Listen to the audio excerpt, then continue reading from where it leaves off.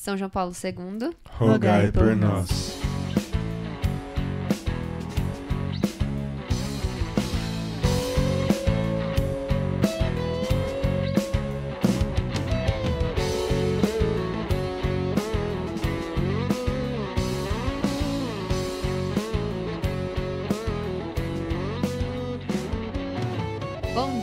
Boa tarde, boa noite. Estamos começando mais um episódio do nosso podcast Campus Fidei.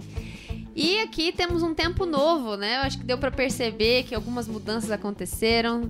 No último episódio a gente teve uma âncora nova, a Bebel, que já tinha participado de vários episódios maravilhosos e agora vem compor a nossa mesa com um episódio de estreia maravilhoso. Quem não ouviu ainda, corre lá, escuta, eu achei incrível. Seja muito bem-vinda, Bebel. E continuando na esteira aí das novidades, perceberam que muita coisa mudou, né? Temos aí mais de 70 episódios lançados, desde o começo com uma vinheta específica, mas agora é um novo tempo de rede de missão. E esse ano a gente quis trazer uma proposta nova, então temos uma vinheta nova, completamente autoral, feita dentro de casa, pelos nossos missionários maravilhosos. Eu sou suspeita para falar, porque o compositor dessa vinheta é meu amado esposo, que está aqui do meu lado. E aí, galera? Ele compôs e arranjou, ele me explicou, ele compôs e arranjou a vinheta, e o Luigi, que também é missionário, que normalmente está aqui por trás dos bastidores do podcast. Ele mixou e masterizou. Então, espero que vocês tenham gostado. Eu achei incrível. E aí agora, apesar daquela música ter sido característica do podcast por muitos anos, agora é um novo tempo que se inicia e que espero que vocês tenham gostado. A gente gostou muito. É um podcast novo, com uma nova cara, com novos âncoras, e tem coisa boa vindo por aí. Então fiquem atentos, a gente vai trazer coisas novas. Logo a gente anuncia para vocês. E é isso, avisos paroquiais feitos, a gente vai começando aí o nosso novo episódio, que tem um quê especial, assim, do fundo do meu coração. Há quase 2 anos, gravamos um episódio de uma partilha de 4 corações muito rasgados, assim, aqui na mesa. Partilhamos a angústia da espera, né, no episódio E Quando os Filhos Não Vêm. Mas, com a graça de Deus, recebemos esses 2 casais, né, eu e meu esposo, a Laura e o Gustavo, recebemos a visita do Senhor e recebemos nossos filhos. O Davi, nosso filho, já tem 1 ano, e a Laurinha e o Gustavo estão esperando aí a Maria. Bom, eu tô muito empolgada por esse episódio, mas antes da gente entrar nessa partilha que também eu tenho certeza que os corações vão se rasgar, se apresentem novamente, vamos começar com o meu amado esposo. Opa, galera, eu sou o Bruno, sou professor de música, sou missionário da Rede de Missão e tamo aí. É missionário há quanto tempo, meu amor? Desde 2020. Isso, tem 5 anos, eu fiz o cálculo aqui. Mas eu sirvo na diaconia, que é o núcleo de serviço que prepara alguns eventos, né? Toma conta de alguns eventos também. E no núcleo de música, tocando nas missas, preparando as músicas, fazendo essas iniciativas musicais mesmo. Eu sou o Gustavo, sou missionário Campus Fidei também, sou fisioterapeuta, sou missionário desde 2024. Sou do núcleo de oração, do núcleo da economia e coordenando também com minha esposa Laura, com o Thiago e a Lud, o EPVM desse ano, né, do primeiro semestre e do segundo semestre, de 2025. Só fala pro pessoal o que é o núcleo da economia. A economia, ele cuida de alguns aspectos assim dos eventos da Rede de Missão, crachás, a questão financeira. A gente coloca pessoas para cuidar da recepção, do lixo, limpeza, essas coisas todas. Então vocês que aqui em Brasília tiveram a oportunidade de participar dos aprofundamentos da Rede de Missão, aquelas pessoas que estão lá auxiliando, recebendo, vocês são missionários ou vocacionados que estão servindo no núcleo da economia. Isso, então, só para também ajudar a entender, a diaconia, ela fica responsável pelas compras, pela parte de logística do evento, né? E a economia é a parte da mão na massa, assim. Isso. Isso. E Laurinha? Eu sou a Laura, esposa do Gustavo. Sou médica veterinária e não sou missionária, mas sou colaboradora no Campus Fidei desde 2020. E estou aí coordenando, junto com o Gustavo, a Lud, Mila e o Thiago, o encontro de preparação para a vida matrimonial de 2025. E além dos nossos núcleos de serviço, né, eu e a Paulinha também somos coordenadores agora do novo grupo de estudo de namorados que vai começar, que é o Dating. Então, mais uma forma de alcançar mais almas para Deus, né? Isso. E eu, que vos falo, quem já é ouvinte aí do podcast já conhece a minha voz, mas se você tá chegando aqui agora, também vou me apresentar. Eu sou a Paulinha, missionária do Campus Fidei desde 2020, esposa do Bruno e, com a graça de Deus, mamãe do Davi. Um tempo muito, muito diferente, assim. O episódio que a gente gravou, né, lá atrás, fun fact, eu acho que eu já comentei isso em outros episódios que vieram depois. A gente gravou aquele episódio sobre a espera. E eu não sabia, mas eu já estava grávida. Foi. Eu descobri que estava grávida, sei lá, na semana seguinte. Foi muito doido. Mas é isso, né? A nossa partilha aí é sobre como foi, né? A gente ali, no episódio anterior, partilhou o tempo da espera, né? Como é que estava sendo, as dores que a gente sentiu, as angústias, o que nos ajudava naquele período, sem saber o que Deus reservava. Eu até brinco no episódio falando, quem sabe no próximo vez já vou estar grávida. Foi isso mesmo. Foi isso mesmo. E aí, ó, Deus ouviu nossas preces. Eu ouvi o podcast também. Ele estava atento, ouvinte assíduo do podcast. Tá vendo? E aí, a gente hoje partilha sobre essa graça. Então, para começar, de fato, vou começar com vocês, mas como é que foi essa descoberta? Então, foram aí mais de 3 anos, né, de matrimônio, de espera, de investigação, para de repente, não tão de repente assim, receber essa notícia. Como é que foi? Desde naquele último podcast que a gente participou, eu tinha acabado de descobrir que o meu problema seria cirúrgico, então a gente ainda estava assim, assimilando algumas coisas, como seria essa questão da cirurgia, tinha um pouco de medo da questão de ficar infértil, né, pelo procedimento em si. E aí passamos aí mais ou menos 6 meses, eu fiz a cirurgia e 1 ano e 1 mês depois dessa cirurgia, em um dia aleatório, sem esperar, sem expectativa alguma, eu descobri que estava grávida na casa de 2 missionários aqui do Campus Fidei também, a Laís e o Tomás, e o Jerônimo e o Danilo, por providência divina, também estavam presentes nesse dia. Foi uma coisa bem aleatória mesmo. Só uma dúvida, não precisa necessariamente entrar em muitos detalhes, mas essa cirurgia, ela é tipo como? É por quê? É tipo assim, qual que era o motivo de você fazer cirurgia e você mencionou que ela podia ter um risco de infertilidade a partir dela? Como é que foi isso? A cirurgia, na verdade, a endometriose e a adenomiose, elas hoje ainda não tem cura, tem só tratamento. A cirurgia não cura a doença. Então, eu não fiz a cirurgia pela questão da cura. E por ser uma doença crônica, meu marido é especialista nessa área, como fisioterapeuta, ele entende mais que eu. Mas por ser uma doença crônica, mesmo fazendo a cirurgia, tirando os focos, pode ser que continue a dor, porque vira uma memória de dor, né? Mais ou menos isso. Então é uma retirada mesmo, né? E aí eu fiz a retirada dos focos de endometriose. Em todos os exames que eu fiz para a cirurgia, mostravam eu fiz ressonância, fiz vários exames mais invasivos, outros menos, mostravam apenas 3 focos. Quando o médico abriu para tirar, tinham 10. Então, assim, Nossa. Ele disse que foi uma cirurgia bem grande, foi uma cirurgia de quase 4 horas, que ele considera algo grande. Não foi uma cirurgia com corte profundo, foi uma eles chamam de... Minimamente. Por vídeo, né? Eu esqueci o nome. Tipo minimamente, né? Isso, é minimamente invasiva, é pelo umbigo e tal. Então, o pós-operatório em relação a isso foi sensacional, espetacular. Que bom.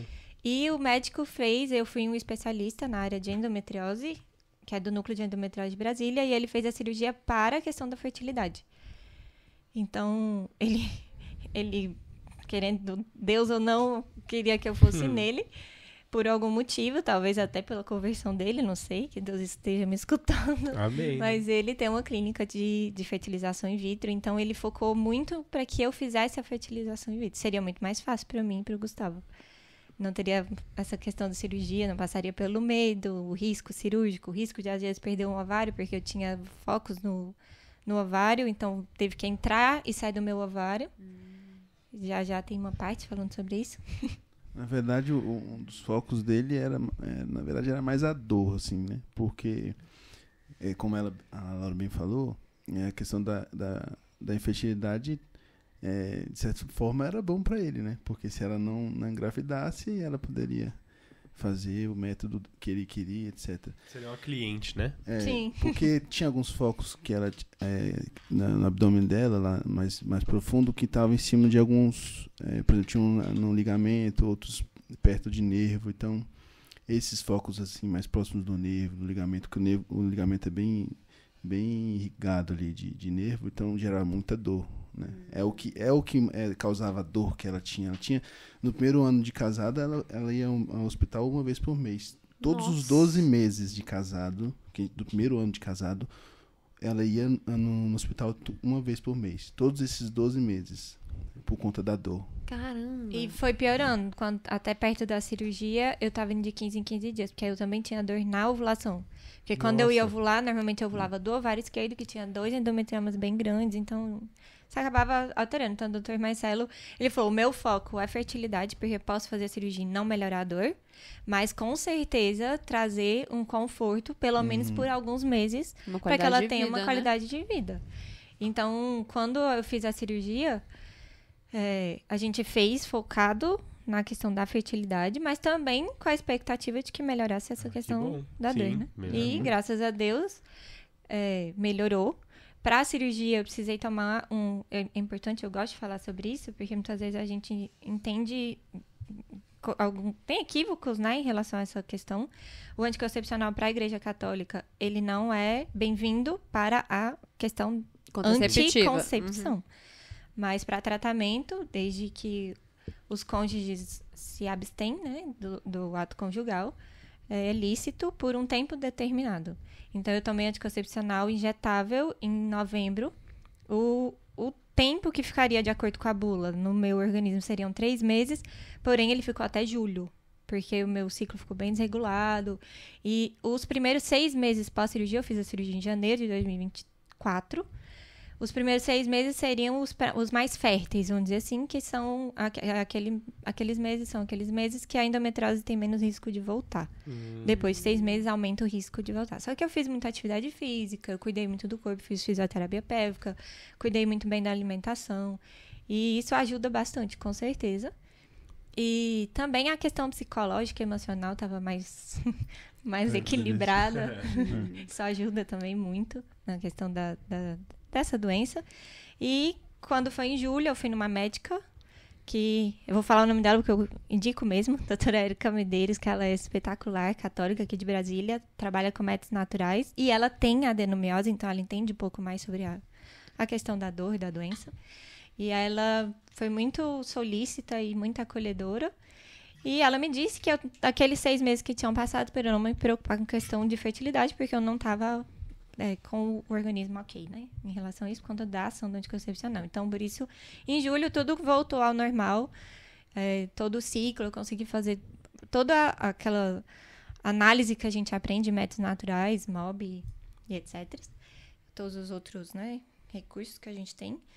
E eu consegui visualizar tudo isso no meu ciclo. Então, por isso que quando chegou em fevereiro, eu descobri a gravidez, eu não tinha nem 1 mês de gravidez ainda, porque o ciclo estava tão certinho que passou só 2 dias, eu já sabia que tinha alguma coisa errada, diferente. Não porque eu estava grávida, eu não achava que eu estava grávida, em hipótese alguma. Mas eu achei que a endometriose já estava voltando. Porque eu já fazia 1 ano e 1 mês que eu tinha feito cirurgia. Então eu falei, ai meu Deus, a endometriose está voltando, está desregulando meu ciclo. Ai meu Deus. Mas não. Foi outro motivo de desregulação. Com certeza. Um milagre divino. Só um detalhe também da questão da cirurgia é que antes ele falava que poderia, né, inclusive no pedido médico, a gente poderia acontecer, caso precisasse, a retirada do ovário.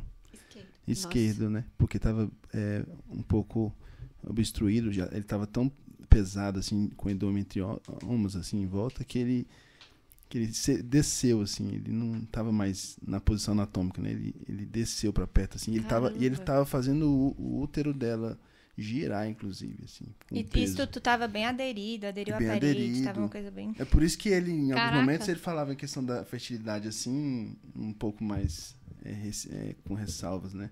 Porque ele, por conta do quadro, ele poderia não ser positivo a cirurgia para isso. Mas, enfim... E aí eu saí da cirurgia...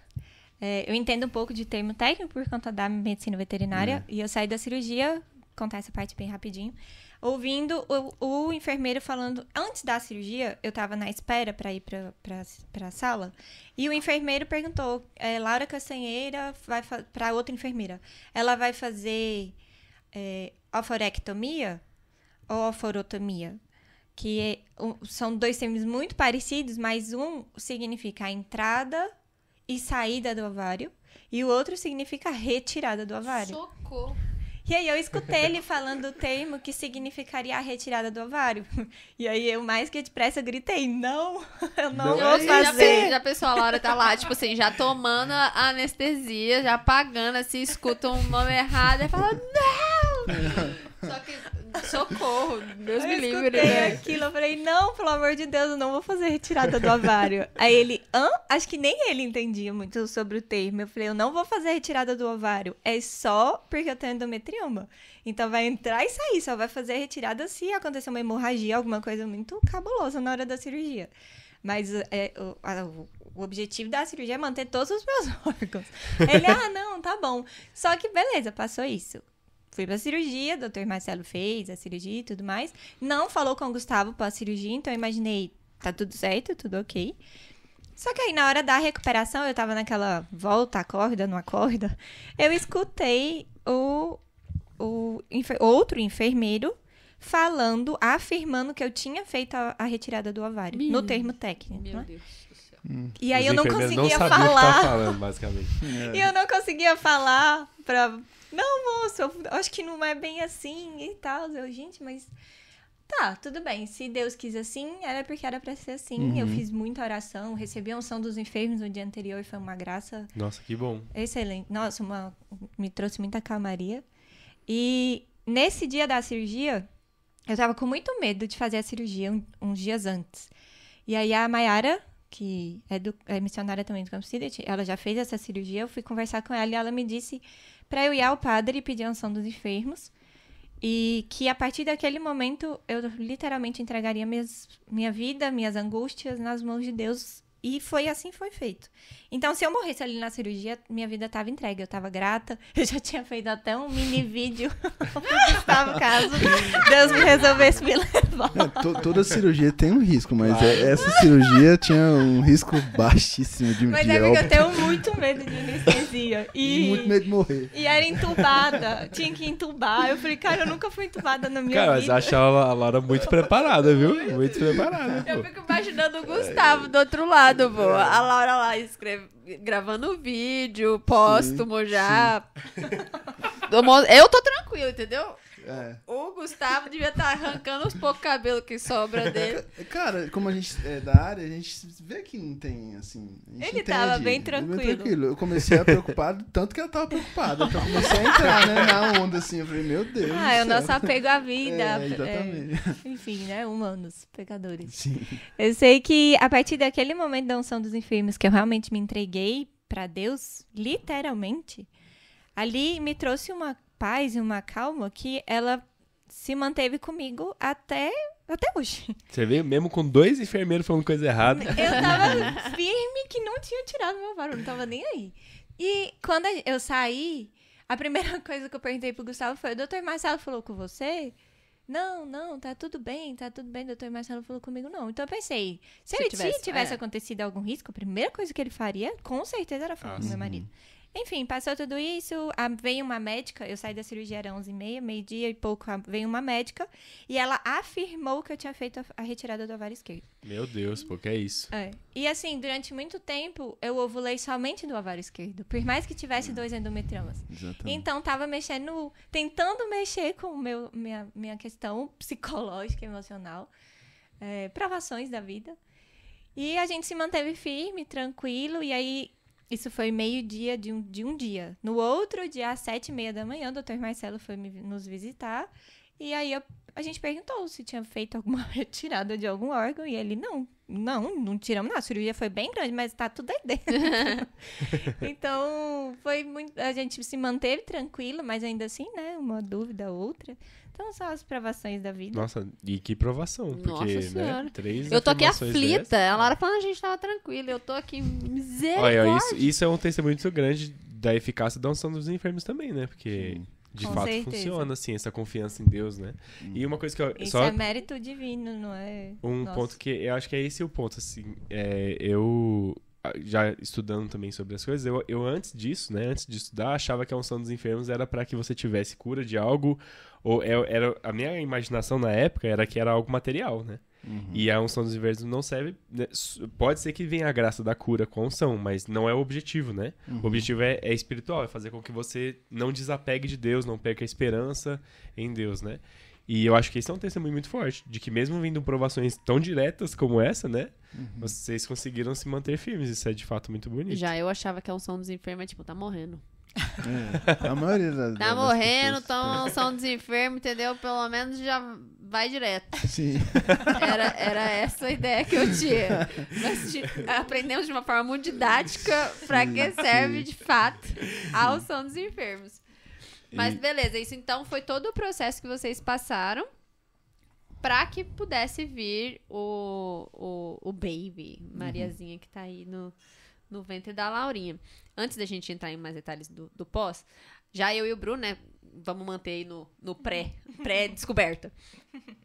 Eu e o Bruno, a gente já não tinha tantos problemas de saúde como é o caso da Laura, bem grave, né? E aí isso, eu até partilhei no episódio passado, isso até gerava uma certa agonia na gente, porque quando você tem um motivo específico, tipo assim, eu sei que eu não estou engravidando por uma condição de saúde, você tem algo material para ir atrás, né? Então, você foi atrás da cirurgia, por mais difícil complexo que seja, assim. E pra gente já era diferente, por não ter. A gente ficava, então... O que tá acontecendo, né? Tipo, não tenho A lógica nada. é tipo assim, ou eu não tenho ou eu não sei. E Não aí, sei se eu tenho, né? então, no primeiro ano, assim, que a gente casou, não tinha esse afã de engravidar e tal, a gente seguia uma vida normal. Aí, como começou a demorar demais, a gente falou, não, peraí. A gente não queria ser imprudente, né? Acho que eu partilhei isso no episódio passado. A gente não queria ser imprudente de talvez ter algo e não investigar. Então, a gente foi e tal. Eu só descobri, né, na ocasião, que eu tinha trombofilia, mas isso não impede a gestação, e tinha uma baixa progesterona, que também não impede a concepção, né? Mas pode gerar abortos espontâneos, né? Porque a progesterona ela é muito importante, principalmente nos primeiros meses ali, para manter o bebezinho firme. E eu tinha uma baixa progesterona. Então, foi muito engraçado, porque a gente tava fazendo os métodos e tal, pra entender o ciclo. Meu ciclo sempre foi longo, mas eu não tinha grandes problemas pra enxergar ali os pontos certos e tal. Foi no primeiro mês que eu repus a progesterona. Tipo, a gente avaliou um mês, aí, beleza, conseguimos fazer o gráfico Aí direitinho. foram 3 meses, né, de ajuste da progesterona que a gente tinha que mapear, não precisava necessariamente. A gente mas tava mapeando A gente isso. tava mapeando o seu ciclo e no primeiro mês que já você engravidou. Isso, a gente tava mapeando. Eu falei, vamos mapear direito agora, vamos fazer o negócio na vera. Aí um ponto engraçado é que a gente não fez o método Creighton, a gente fez o método Clayton, né? Porque o Creighton é da Napro, né? E é todo... Tem processos e tal. Você tem um acompanhador certificado. Tem todo um negócio redondo. A gente pegou o conhecimento que a gente tinha do MOB, com as Uma conversas formação. que a gente teve sobre o Creighton, juntamos 2 e fizemos o Cleiton, entendeu? E deu certo o Cleiton. Aí eu fiz uma planilha pra conseguir enxergar com perfeição, né, as oscilações e tal, as mudanças de comportamento mesmo feminino, assim, né, da Paulinha. E aí eu fui percebendo como visualmente se comportavam os ciclos. Mas no primeiro mês que a gente começou a acompanhar mais pra repor a progesterona, né? Isso, é porque assim, a progesterona você tem que tomar num dia específico. Eu não vou me lembrar, acho que no terceiro dia pós-ovulação. Né? Terceiro dia, 3 dias depois da ovulação. E por ser um hormônio, você não pode tomar, tipo, acho que foi. Então a gente precisava ter uma ciência de quando tinha ovulado. Antes era tipo assim, acho que estou no período fértil. Acho que nananã.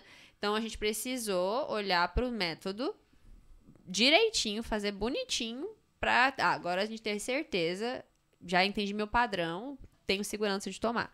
Então, o primeiro mês a gente conseguiu avaliar bem, mas ainda não tomei. O segundo mês bagunçou um pouco, teve algum pico de estresse, alguma coisa assim, foi um pouco mais difícil. No terceiro, a gente conseguiu achar direitinho o pico. E aí, 3 dias depois, eu comecei a repor a progesterona, né? Segui o fluxo do jeito que tinha que ser. E aí, nesse mesmo ciclo, eu engravidei. E foi muito engraçado, porque quando a gente foi fazer... Eu tava passando lá pra planilha, né? Senta um dia, passa... E nesse dia a gente tava até passando... espelhando na televisão, você lembra? Normalmente a gente fazia no escritório. Ainda não tinha escritório. Sim, espelhando na televisão. A gente ia fazendo no computador, que é a planilha do Bruno. E aí nesse dia a gente tava na sala, acho que a gente assistiu algum filme no computador, sei lá. E aí a gente espelhou a planilha na televisão. Eu tenho essa cena na minha cabeça. E aí a gente anotava no WhatsApp, num grupo do WhatsApp, e ia passando pra planilha, pra depois virar um gráfico, né? Bonito. Aí a gente, tal dia tal coisa, tal dia piriri, nananã. Aí, dia 19, tal característica. Ato Ápice de conjugal. fertilidade. Ato conjugal. Aí um olhou pra cara do outro. Será que agora foi? Aí eu, não sei, mas existe uma possibilidade Agora aí, é com né? Deus.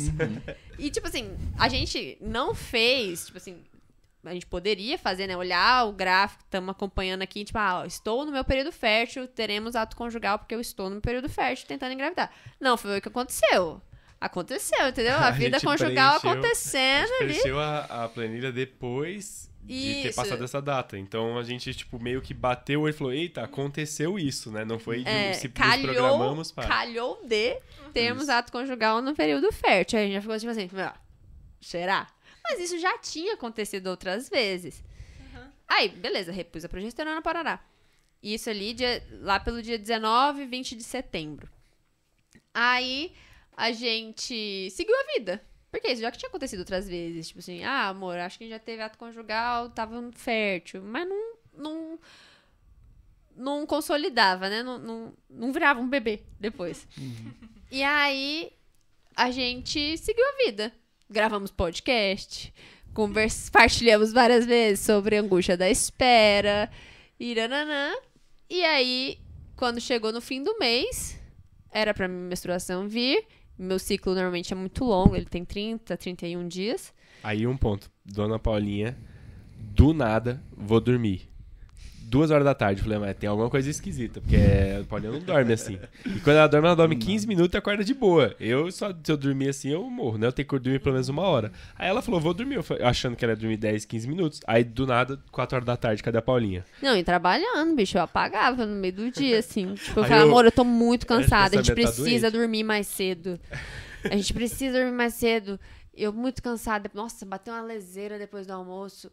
Não sei o que, vou deitar, dormir. Aí eu deitava, acordava atropelada. E eu não achando normal aquilo. Achei que era só, tipo, a vida acontecendo e eu dormindo tarde e tal. E o Bruno disse que desconfiava a partir disso. Assim, só que acho que contigo também, né, Gustavo? A gente desconfia, mas não chega uma notícia, a gente fica, então é coisa da minha cabeça, né? E aí, foi isso. Eu segui a vida normal, assim, né? Tipo, de boas. Mas eu acho um ponto interessante de falar sobre isso, que eu fiquei pensando agora, né? Não necessariamente o fato da gente ter feito um mapeamento, começado a se preparar, ter tido toda essa preparação, tanto eu e a Paulinha quanto a Laura e o Gustavo, né? De forma nenhuma isso é algo que exclui a graça de Deus. De forma nenhuma exclui a ação direta e divina de Deus, vamos usar de forma mais prática, né? Nos ventres das mulheres para que haja vida. É uma maneira de a gente estar aberto à vida. Exatamente. E Deus fazer a ação dele. Até porque a vinda da alma é puramente divina, né? Então, por mais que nós tivéssemos vamos supor, né? Daqui a uns anos a tecnologia evolui e a gente tenha formas de garantir, entre aspas, as perfeitas condições para que haja vida. Ainda assim, a infusão da alma é divina. A gente não tem esse poder, ele nunca vai ter, né? Então, isso não exclui de forma nenhuma a graça de receber esse dom. E daí também vem uma alegria muito grande, que a gente se esforça, a gente faz o que a gente pode, mas a gente não pode, né? Por nossas forças não vem nada. Então, de fato, é a alegria de, por mais que nós tenhamos nos esforçado, e isso não é mérito nosso, né? E de fato, é muito bonito ver que Deus honra também isso. Nós abertos à vontade de Deus, rezando muito, pedindo, e nos colocando a trabalho de estar abertos nesse sentido, como a Laura falou, e Deus, por pura bondade, fala, ok, chegou a hora, né? Eu acho que esse é um ponto importante. Que às vezes, na espera, a gente fica, tipo, já tô fazendo minha parte, já tô fazendo de tudo. E aí a gente começa a cobrar Deus. Tipo assim, tô fazendo minha parte aqui, tu não vai fazer a tua, não? Como se fosse um direito. Como se fosse um direito. A gente começa a tratar a abertura da vida de uma forma muito equivocada. É bom, é muito válido e a gente deve fazer a nossa parte. Então, como eu falei, a nossa angústia era de ser imprudente. Porque ao mesmo tempo que a gente pode fazer de tudo, se não for a vontade de Deus, não vai acontecer, também podemos não fazer nada e acontecer. Mas a gente não pode ser imprudente também com a vontade de Deus. Estar aberto à vida é estar aberto e disposto. E Deus nos deu a inteligência. Então, vamos usar a ciência, vamos usar a medicina, vamos usar tudo que é lícito ao nosso favor. E assim fizemos, com confiança de que Deus faria a obra dele no tempo dele. Então, porque por ele exemplo, quer a nossa participação no milagre dele, ele quer a nossa total, ação. porque senão a gente ia barganhar também. Senão, por exemplo, você fez a cirurgia em janeiro. Eu imagino assim, se a gente fosse egoísta e falar assim, então tem 3 meses pra engravidar. Não engravidei em 3 meses, engravidou 1 ano depois. Uai, senhor. Minha parte foi feita, sabe? E a médica tinha falado 6 meses. Ela tinha falado de 6 meses. A gente nem voltou, né? Ela queria que eu voltasse em janeiro pra fazer esteroscopia. É porque depois da cirurgia, só esse adendo que eu esqueci, isso é bem importante, faz parte de um testemunho. Depois da cirurgia, por conta da cirurgia, as minhas trompas, porque eu fiz exame antes e fiz depois. Então, depois da cirurgia, as minhas trompas, a esquerda ficou bem enovelada, então isso dificultava a passagem do espermatozoide, né? Ou do óvulo, não lembro mais agora. E a da direita, ela era semi-obstruída. E a doutora Érica, ela ficou bem atenta à questão de trompas, porque ela trabalha com essa área. E ela falou, olha, Laura, isso aqui é uma coisa que talvez a gente tenha que tentar corrigir de alguma forma através de um procedimento também invasivo, uma cirurgia, mas através da esteroscopia, que aí não tem corte externo, né? E aí, isso seria feito em janeiro. E ela pediu para eu voltar em janeiro, mas em dezembro, Deus... Há muito tempo eu toco o meu coração e em outubro abriu o coração do Gustavo. E em dezembro nós nos abrimos à adoção. Então a gente começou todo o trâmite para entrar na fila da adoção. E ali naquele momento o nosso foco era esse. Não que agora pronto, estou fechada a questão biológica, não isso. Mas a gente realmente entregou tudo nas mãos de Deus, porque eu já tinha feito tudo que eu poderia fazer. E aí, em janeiro, poderia ter mais esse procedimento? Eu faria se fosse necessário e tudo mais, mas a gente quis deixar um pouco nas mãos de Deus. E esperar um pouco também, não ficar com ansiedade, não ficar querendo fazer a nossa vontade, né?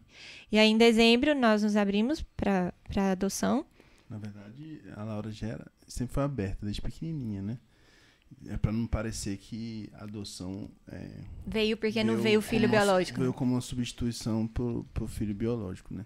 porque assim, a igreja é contra o FIV. Então, quando você vê que os filhos não estão vindo, a tendência é você meio que entrar nessas jogadas, né, em relação de o que a igreja é contra, que é o caso do FIV. Então, se Deus não tá...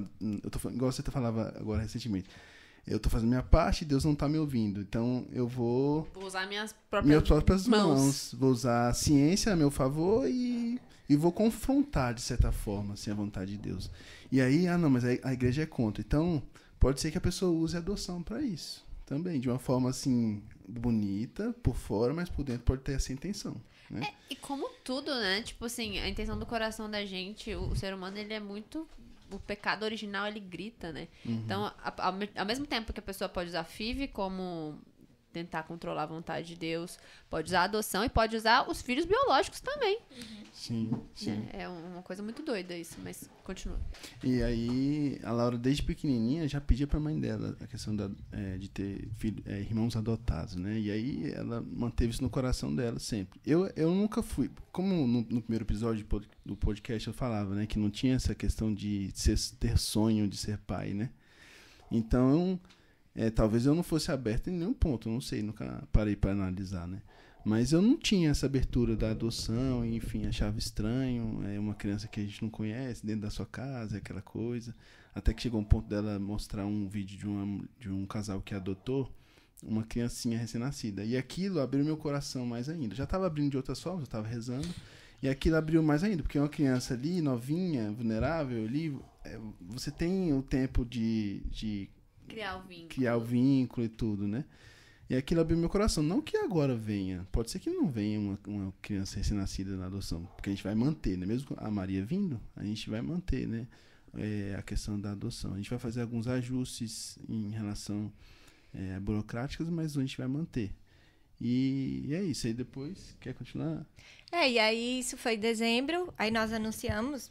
Contei aos meus pais, ele contou a mãe dele, a irmã, sobre essa graça que Deus colocou no nosso coração, né? Essa vontade. E aí foi uma alegria muito grande, foi uma alegria como se a gente estivesse contando também que já estava com o filho, né? Essa questão da adoção. Cara, muito boa, né? Nós contamos ao Campus Fide, as pessoas vibraram, ficaram muito felizes e nos abraçaram. Não é um mérito nosso, isso é realmente uma graça divina que Deus colocou no meu coração. E que, assim como coloca no coração de várias outras pessoas e também no do Gustavo. E eu gosto de falar isso porque às vezes as pessoas, quando vieram nos parabenizar pela adoção, falaram, vocês têm um grande coração. Não tenho. Realmente é Deus. Porque por mim eu não faria isso. A gente vai pensar na dificuldade que é, né? Primeiro na espera, na escolha dos filhos, você tem que escolher características. Isso mexe muito com a gente, porque é como se você tivesse, eu quero assim, mas a gente tem que fazer isso, porque a lei exige que você escolha a idade, a cor, tudo. Então, isso fere a gente de uma maneira. Você não pode jogar pro aleatório, né? Não, quero tudo, qualquer coisa. Pode até colocar. Mas você tem que escolher que quer tudo ou que quer. É engraçado porque dá a impressão de ser algo, sei lá, higienista ou algo que trabalhe com uma linha de tipo de preconceito também, né? E, por exemplo, você dizer características, eu acho que faz certo sentido pensando na proximidade... de fisionomia. Fisionomia, né? Com os pais. Até pra, às vezes, a criança lidar bem com isso, né? Mas é engraçado, porque, por exemplo, se você tem essa benevolência de coração da adoção, eu acho que ela não passa por isso. E tipo assim, eu estou aberto a receber uma criança, né? Em adoção. Mas eu só quero ser. Tipo, é muito estranho. Eu imagino, né? Na minha família não há casos assim, né? E eu e a Paulinha, a gente nunca conversou a fundo sobre isso. Naquele esquema interior do Brasil, entendeu? Adoção brasileira, pega do vizinho. Tipo, a irmã dá o filho pra prima criar. Essa aí tem. Não, mas eu digo assim, pelo menos ao meu ver, né? Se fosse o caso, e se Deus colocasse essa graça assim no nosso coração, né? Eu imagino que seria algo realmente amplo. Eu talvez tenha minhas preferências, mas talvez também Deus quisesse que eu que eu não obedecesse o meu egoísmo nesse sentido. E eu falo, talvez, porque às vezes Deus também dá uma graça de uma forma que ele fala assim, tá bom, vai, filho, escolhe aí, sabe? Mas, assim, eu imagino que quando a gente tá falando de uma vida, a gente abre Não é um cachorro, né? Você vai ali escolher a cor do olho. Você está aberto à vida, né? Nesse sentido também. Então, assim, as dificuldades que a pessoa tem, as qualidades que a pessoa tem, a forja que você vai precisar fazer na pessoa com todas as características que ela vem, porque ela já nasceu, né? Então, me parece estranho. Apesar de saber que existem vários motivos para que talvez isso aconteça também, né? É para evitar também... Porque, assim, uma coisa é você, no emocional, na parte emotiva, querer fazer algo, se entregar por aquilo. E outra coisa é na realidade, né? Então, por exemplo, idade é uma coisa que a gente parou muito para pensar, porque eu não tenho capacidade. Eu olho pelo meu afilhado, o primeiro afilhado que eu tenho, que eu vi que eu não tenho capacidade para cuidar de uma criança de 9 anos, como mãe. Ele vai ser meu irmão. Ele vai ser meu primo, meu sobrinho, meu parente, mas eu não tenho capacidade de cuidar dele, de educar como... E aí a gente até fez os cálculos para trás. Vamos pensar que eu tenho... Na época eu ainda tinha 32, vamos reduzir isso aí para 10, eu teria 22. Eu, Laura, com 22 anos, não tinha maturidade para estar grávida. Então, a gente começou a ser um pouco... Faz todo sentido. Tem que ser um pouco racional. Porque se fosse pela emoção, eu ia... Até porque, quanto maior a idade, quanto mais filhos a gente aceita, quanto mais irmãos se aceita, então 3, a partir de 2 irmãos, você sobe na fila. Então, o que significa? Que você passa na frente de um monte de gente. Se você aceita crianças acima de 8 anos, você passa muito à frente. Então, um filho que talvez demoraria 8 a 10 anos, ele chega em 1, 2 anos para você. Então, é até estranho falar assim, né? Mas é a lei, as coisas É a forma são... como que acontece, né? Eu sei que aí a gente se abriu essa questão da adoção, contamos a todos. Aí, em janeiro, a gente até lembrou de marcar a consulta, mas questões financeiras e também prioridades, a gente não quis... nós não pudemos, nós optamos por outra escolha. Deixamos isso para fevereiro. Quando foi fevereiro, a gente iria fazer 10 anos juntos no total, né? Juntando namoro, casamento, noivo e tudo mais.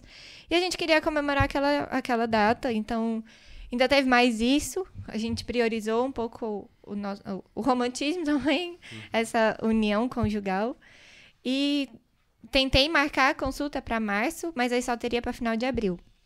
E aí as coisas foram deixando para depois.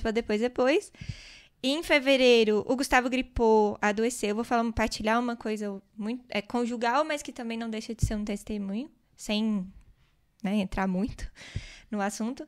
Mas a gente acabou não tendo tantos atos conjugais em relação à questão vamos dizer, dos métodos naturais, da abertura, da tentativa. Porque tentante acaba... Eu e o Gustavo, a gente tinha um pouco de dificuldade de fazer a questão da tentante, dizem. Eu não consigo. Tem um parêntese aí. Fui no médico, né, e tal. Quanto tempo eles começam... Tem médico que acha que, 6 meses tentando e não conseguiu. É um sinal de infertilidade, precisa investigar. Tem médico que fala 1 ano. Mas daí, tentando... O que é tentando? Aí a médica me vira e fala que tentando é 3 vezes... Eles colocam até no geral 5 a 6 atos conjugais seguidos no período fértil. Pois moça. Olha, acho que eu nunca tentei. Acho que a gente nunca tentou. Eu tô 4 anos casada, eu nunca fiz essa tentativa. 5 vezes seguidas. Moça, não. Calma. Assim, a gente até teve uma época que... Pensando em abertura à vida, em união conjugal, a gente até tentar. Mas a gente viu que começou a virar algo mecânico. Então, não era algo divino.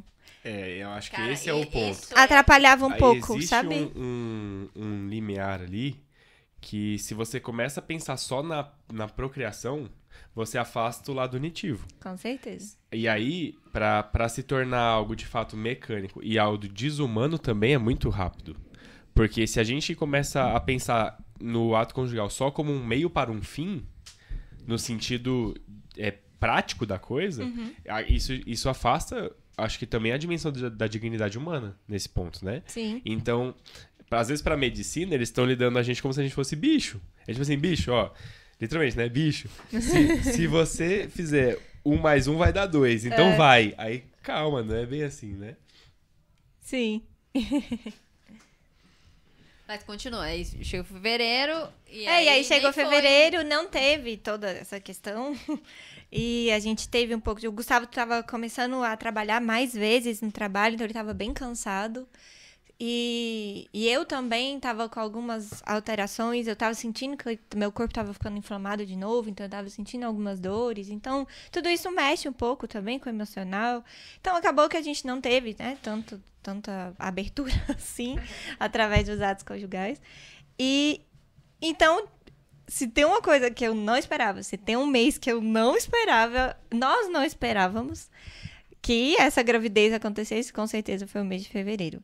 E depois, assim como a Paulinha e o Bruno, eu fui olhar porque aí, depois da cirurgia, como meu ciclo estava muito regulado, e estava 28 dias direitinho, 14 dias era o dia ápice, 14, 15, 14º, 15º dia era o dia ápice. E aí eu vi tudo isso acontecendo, só que a minha menstruação com 28 dias não veio. E isso daria no domingo do carnaval. Na sexta, nós confraternizamos, chamamos algumas amigas, eu chamei algumas amigas para ir lá para casa, passou sábado. Domingo eu não me lembrei disso, realmente estava focada na vida mesmo. Tava pulando carnaval, né, Laura? Tava. Em casa. Bebendo. Não né, enfiando o pé na jaca. Mas calma, antes de descobrir que tá vinhozinho. grávida, Deus protege. Eu acho que eu tomei altas Paulinha também também. antes. A gente foi pro casamento, não foi? Eu acho que foi alguma coisa assim. Uma Não. festa de casamento. Sei lá o que aconteceu. Eu realmente não Aniversário esperava que estivesse Aniversário grávida. da minha mãe. Acho que foi. Mas eu lembro de um evento que a Paulinha Eu sei foi que no também. dia que a gente fez 10 anos de casado, eu tava muito... 10 anos de relacionamento. de relacionamento, perdão. A gente saiu pra jantar e eu tava passando muito mal de inchaço. Eu tava me sentindo parecendo um botijão, não de gases, mas de inchaço mesmo. Tava tudo muito dolorido. O que estava acontecendo? Eu acredito que naquele momento estava acontecendo talvez já a fixação de um embrião. Então, talvez por conta da endometriose, de alguma inflamação, alguma coisa, não sei. Eu senti que estava esquisito. Então, depois, olhando para trás, eu vi algumas coisas fazerem sentido. E aí, quando foi domingo, que seria a data da minha menstruação, não veio. E eu também não me atentei. Quando foi na segunda, a gente ia fazer um churrasquinho lá em casa para alguns amigos. Também bebi um vinhozinho. E aí, nesse dia, eu me lembrei que era, né, que a menstruação deveria ter vindo. Só que como eu tava me sentindo inflamada e tudo mais, eu pensei, a endometriose voltando, meu ciclo tá desregulando. Então, vai vir de certo com 32. Aguardei pra ver se não viria até na quarta. Por quê? Eu não queria fazer... Antes, atrasava, eu fazia teste de gravidez no dia seguinte, porque quando eu via o negativo... A minha menstruação descia. Uhum. Então, eu fazia... Só que aquele negativo, muitas vezes, mexia muito com o meu psicológico e emocional. É um mix de coisa, né? Sim, aquilo ali baqueava muito. Então, eu tentava... Como eu já não fazia teste de gravidez há muito tempo, mais de um ano, então eu não queria fazer. Eu tava protelando, não vou fazer, senão eu vou ficar muito baqueada, não, deixa pra lá. Quando foi na terça, nós fomos pra casa, fazendinha de uns amigos, a Pedro e a Letícia, e lá estava, eu vou falar sobre isso porque isso faz parte de um testemunho. Jerônimo, Danilo, Natasha, Luíde, Laís, Tomás, a Letícia e o Pedro. Todos missionários da Rede Missão. E o Danilo e o Todos Jerônimo missionários, são os fundadores, né? Sim. E nós sentados lá conversando, e aí o Jerônimo falando, esse passarinho tá aqui faz um tempo, toda hora ele vem aqui nos visitar. E o Jerônimo associa como esse pássaro específico, quando fica desse jeito, um dia praticamente todo ali, perto dele, ele associa a alguma novidade relacionada, muitas vezes, com a questão da maternidade, do dom da maternidade. E aí ele foi comentando aquilo. Um sinal, né? Como se aquilo fosse um sinal de Deus. E aí, nisso, passou um tempo, veio uma borboleta azul, que, se não me engano, a Natasha até associou falando sobre Nossa Senhora. Eu Aí deixo isso pra Natasha explicar. Mas eu me recordo dela falando que aquela borboleta também poderia significar, claro, que tivesse alguém ali naquele ambiente que estivesse grávida. Ela falou, eu não sou. Aí a Letícia do Não Pedro... tá comigo? Eu já estou grávida. Eu nem me manifestei, porque eu realmente tinha 100% certeza que eu não estava grávida. E a Laís falou, bom, acho que não sou eu. Então ficou aquele ar, né? Beleza, isso na terça. E aí, quando a gente tava indo embora, a Laís e o Tomás nos chamaram pra ir jantar na casa deles. E no caminho eu falei, vamos passar na farmácia, porque aí eu compro esse teste de gravidez e amanhã eu faço esse negócio que aí minha menstruação vai descer. Ok, fomos na farmácia, compramos. Foi bem difícil comprar, porque o Jerônimo e o Danilo resolveram ir na farmácia, resolveram descer e não saíam da minha cola. Eu comprar esse teste de gravidez foi um caos. E eles achando que a gente estava na farmácia para comprar outra coisa. Consegui comprar o teste, mas eu comprei só um, porque realmente era só para dizer isso. Fomos pra casa da Laís e do Tomás, chegou lá, eu ia fazer só na quarta, né, teste. Eu falei, tava dentro da minha mochila. Eu falei, cara... Eu acho que eu já vou fazer isso agora, porque vou fazer isso amanhã. Quarta-feira de cinza já é um dia mais pesado, né? Pra nós católicos. E eu ainda vou fazer esse teste. Dá negativo? Nossa, não vou ficar muito baqueada, não vou fazer isso. Vou fazer agora porque eu vou divertir e vou esquecer disso. E aí amanhã, com certeza, vai voltar o ciclo ao normal, tudo certo. Fiz o teste, gente. Em um segundo o negócio deu positivo. Eu sozinha lá. Meu Deus, e agora? O que eu vou fazer? E assim, um único teste depois de 4 anos. Aquele momento que você para, tá lá um mais imenso. Aí você vai lá... Não, calma, tá errado. Aí você pega a caixa pra ler a bula, pra ter certeza. O seu era o maisinho ou 2 pauzinhos? O 2 pauzinhos, porque eu fiz aquele da Clearbook, que é de 6 dias antes. 2 pauzinhos que fica. Aí fica um do lado esquerdo e um... Aí você fica, não, esse aqui é o de controle. Ou é o pauzinho. Aí você vai e olha a caixa, e olha o negócio, e olha a caixa, e olha o negócio, pra não saber se você não tá delirando. Eu sei que aí eu saí do banheiro, aí chamei o Gustavo, mostrei pra ele, aí ele, você tá grávida? Não, antes dele entrar no banheiro, ele já, você tá grávida? Aí eu, fala baixo. E o Jerônimo lá, achando que eu tinha chamado o Gustavo, achando que eu tinha quebrado o chuveiro da casa dos Aí, beleza. Aí ele falou, pede a Laís. Normalmente, as católicas, as casadas, todas têm teste de gravidez em casa. A maioria das vezes. Porque, gente, é que nem a amiga nossa fala. Existe sempre... Ela sempre tá na fila preferencial. Porque existe sempre a probabilidade de ela tá grávida. Ela sempre tá lá.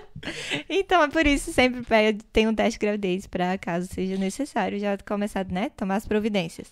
E aí, eu falei, não, então deixa eu falar com a Laís. Porque eu vou fazer mais um só pra ter 100% de certeza. Antes de contar pra todo mundo aqui, né? Aí, antes de comemorar muito e tal. Chamei a Laís, mas ela não tinha teste, só que ela ficou em choque. Porque eu cheguei e falei, Laís, eu não tenho outra forma de te contar, mas eu acho que eu tô grávida. Ela, quê? Como assim, menina? Não fala isso. Ela agachava desesperada. E aí ela saiu, comprou mais teste, comprou um de uma marca boa, uma de marca traca. Ela falou, eu comprei o de marca ruim, justamente pra gente ter sempre certeza, porque se der positivo nele, vai dar em qualquer um.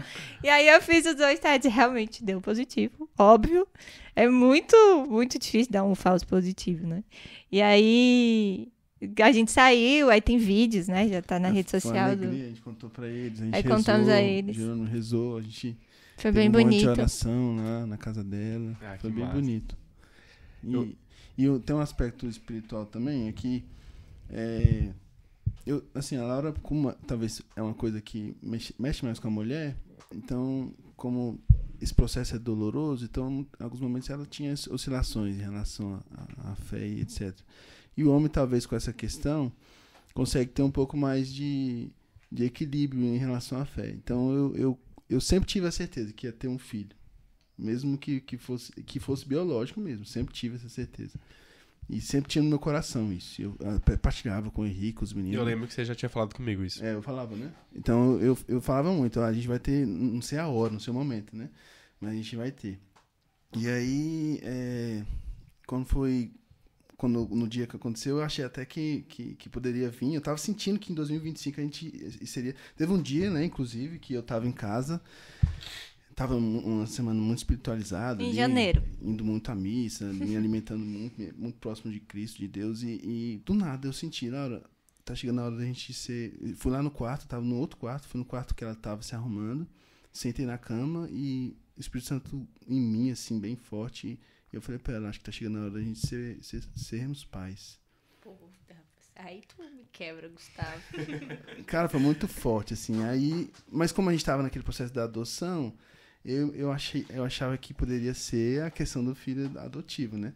Deu nó na minha cabeça. Eu falei, como? Mas nunca, assim, aí eu comecei a acelerar os processos da adoção e tudo, me mexi os papéis Como e isso tal. se dará? Porque... Como, cara? Porque normalmente a adoção, só pra você entrar em uma fila, é muito tempo, é muito Sim. burocrático, é cheio de coisas, cheio de reuniões, cheio de curso.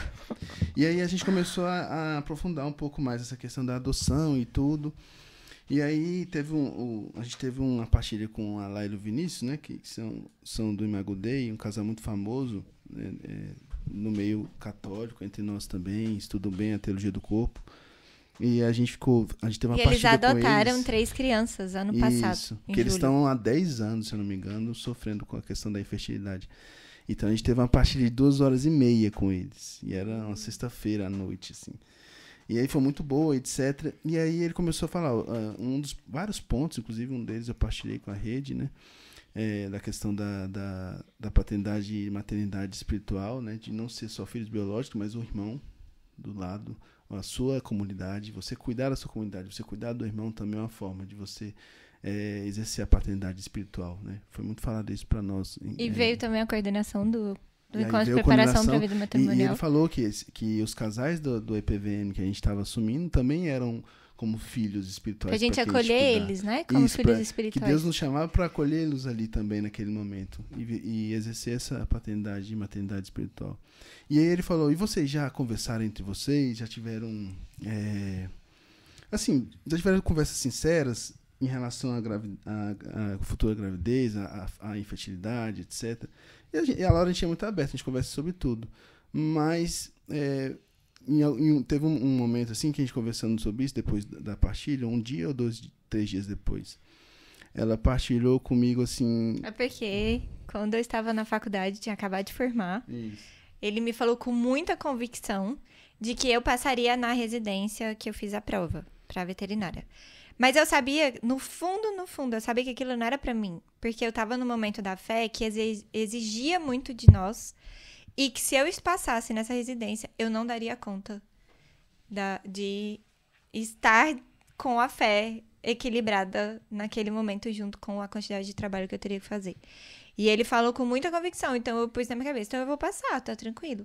Mas sentindo no fundo que aquilo não era pra mim. Muito plantão, muito trabalho, enfim.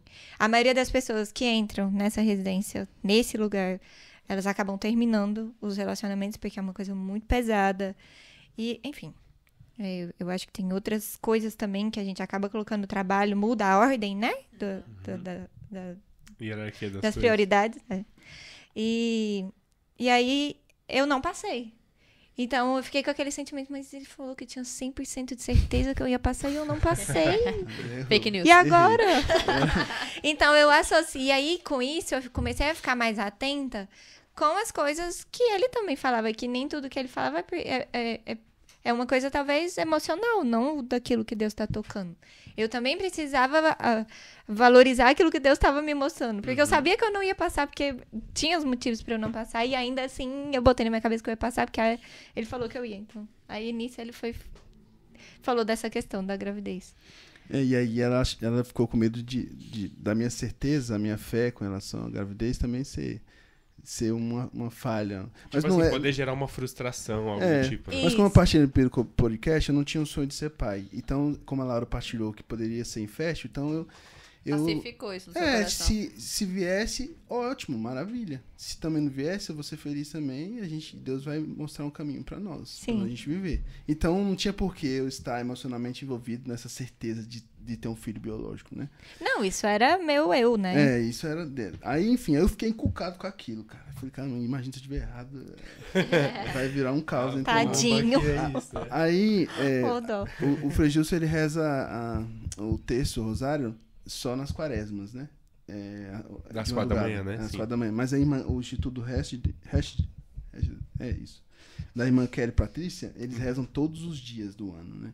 E aí um dia, acho que eu estava um pouco preocupado com isso, subconsciente, eu acordei de madrugada e estava tendo o rosário dela, né, na madrugada da irmã Kelly. E aí o Santíssimo Exposto rezando ali, aí eu rezei por essa questão, porque eu estava um pouco preocupado, né? E aí apareceu assim embaixo essa imagem aqui, essa passagem. Caramba! Por causa da sua fé, vai acontecer. Foi essa frase. Durante esse meu período de preocupação e durante a adoração do Santíssimo e durante o Rosário. Então, por causa da sua fé, vai acontecer. Mateus 9, 29. Aquilo pra mim, eu falei, cara, tô livre, um sinal, salvo pelo né? gongo. aí tipo, a fé voltou e eu falei, nossa, foi uma manifestação. Isso foi em janeiro, né? E ele Em tava janeiro. realmente bem firme nisso, Sim, que independente bem do que eu firme. tava sentindo ou falando, Sim. nada mudava. Aí foi em janeiro isso, essa manifestação de Deus comigo, e em fevereiro a gente descobriu. Que isso. Fevereiro eu engravidei Isso, e em março, Isso, dia Isso 4 de março eu descobri a é, gravidez. Ordem cronológica que você Isso. contou, né? Vamos ter uma participação especial aqui agora. E aí, pessoal, estão me ouvindo bem? É o Henrique, ajudo aqui o podcast com a Paulinha, né, para gravar. E essa parte que o Gustavo tá falando, né, sobre ter fé e uma fé assim, cara, muitas vezes inabalável, me pegou no dia que a gente soube, né. Durante o começo do ano, eu e a Luísa, a gente tava passando por um momento um pouco complicado com a segunda filha, né, da gente procurar um novo aluguel e tudo mais, e muitas vezes, durante uns 5 meses foi uma luta, assim, pra gente conseguir, e, muitas das vezes eu ficava realmente amuado e com pouca fé, e eu partilhava isso com o Gustavo, né. Aí, até que no dia que, a gente foi pro instituto porque ia ter um aviso geral lá, né, uma convocação que nós da rede recebemos, né. Eu indo pro instituto, eu me lembrei do Gustavo. Eu indo pra lá, eu falei, cara, eu pensando em toda essa minha história, né, ali com a Luísa, de que a gente tava passando, eu me lembrei do Gustavo de todas as vezes que a gente já partilhou. E ele falando isso, cara, pode ter fé. E eu me lembrei, eu partilhei com ele essa dificuldade que eu e a Luísa a gente estava passando, e eu também comecei a me lembrar de todas as vezes que a gente partilhava e ele falava sobre a paternidade, de que não, vai vir, não, a gente só não sabe quando, mas vai vir. Aí passava um tempo, a gente conversava, ele passava isso, não, vai vir. Aí quando a gente soube sobre a adoção, ele falou, acho que faltava isso pra vir um. Aí ele falou umas 2, 3 vezes isso comigo. O padre Alisson, né, que é mais próximo de nós, também falou isso. E aí, cara, a gente indo, eu me lembrava muito desse exemplo do Gustavo, assim. Falei, caraca, ali tem um rapaz que é de fé mesmo, saca? E chegamos lá, simplesmente a gente descobriu a notícia e... Que nem eu conversando com eles um pouco, cara, é só uma parede de gente, uma parede de marmanjo, eu, Douglas, os meninos da rede, né, os missionários chorando que nem umas crianças. E uma coisa muito boa, assim, de perceber também que eles falaram e que a gente viveu um pouquinho, né, é como é importante o conhecimento do próprio corpo nesses momentos, né, e também da nossa fé. É interessante porque acho que até no podcast anterior a gente conversou um pouco sobre isso, né? Sobre 2 aspectos, de se preparar fisicamente para a concepção e para ser pai, né? Porque tem um detalhe, quando o filho chega, a gente tem outras responsabilidades e tarefas, né? E muitas vezes a gente precisa de uma preparação física para isso também. E aí eu achei interessante porque além dessa preparação física, também precisa de uma preparação espiritual. E quando a gente tem essas certezas, esses sinais de Deus, assim, e a gente consegue enxergar os sinais, vem de fato uma força sobrenatural, né? Seja para a gente enfrentar as dificuldades diárias, seja para que a gente consiga vencer os vícios que a gente tem.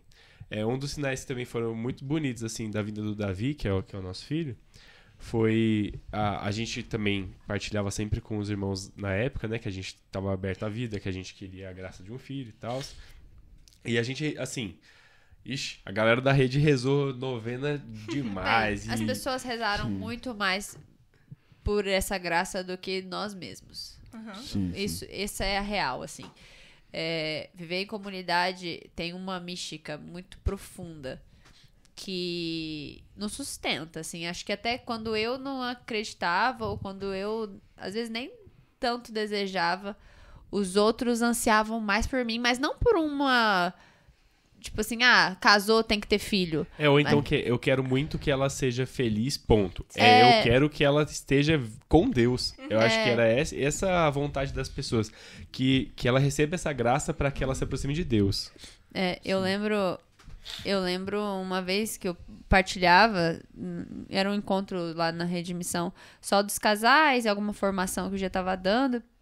Foi um dia que eu entendi a dimensão da maternidade espiritual.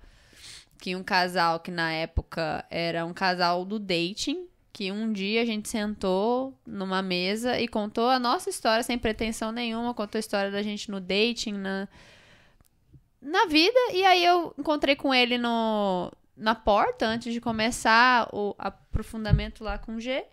E falei, que legal, fiquei sabendo que vocês vão fazer vocacionado e tal. Tipo, eu não tinha a menor intimidade com ele. Acho que capaz eu não sabia nem qual dos gêmeos era que eu tava falando. E aí, no caso era o Lucas, né? O Lucas Batista. Aí ele virou pra mim e falou, e você e o Bruno têm muita responsabilidade nisso. Aí eu, tipo, quê? Como assim, sabe? Aí ele contou que nessa conversa que a gente teve naquele dia, ele e a Maria viraram um pro outro e falou, é isso. E naquele dia, eu entendi a dimensão da maternidade espiritual. Sem fazer algo ativo para aquilo me foi dado, assim.